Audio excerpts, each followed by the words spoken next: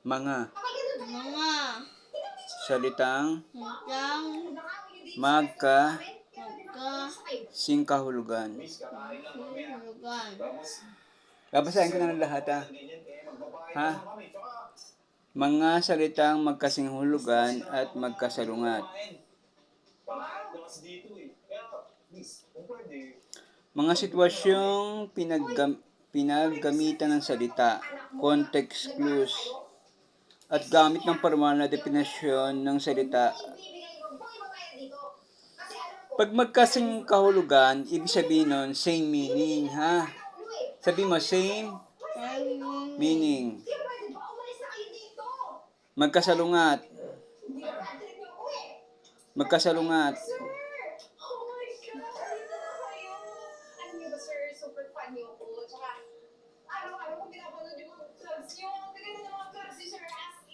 Sa araling ito, ikaw ay inaasahan makapagbibigay ng kahulugan ng mga salita sa pamamagitan ng pagbibigay ng kasing kahulugan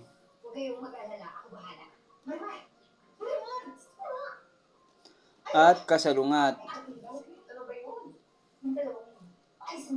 Ano sabi sa araling ito? Ano sabi? Sa araling ito, ikaw ay inaasahan makapagbibigay ng kahulugan ng mga salita. Ibig sabihin, bawat salita may kahulugan yon. Sa pamamagitan ng pagbibigay ng kasing kahulugan at kasalungat.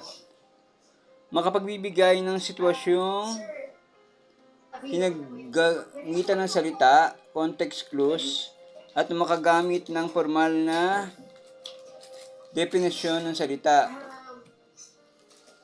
Sabi mas lahat ng salita may definisyon. Definition. So I was an adopted child. And I grew up. Ang kasing kahulugan ng salita ay salita na magkapareho o magkatulad ang kahulugan at ibig sabihin.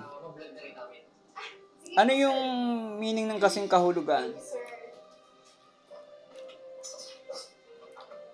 Ano ibig sabihin ng kasing kahulugan? Sir, maupo po muna kayo, sir. Ang kasing kahulugan ng salita ay salita na magkapareho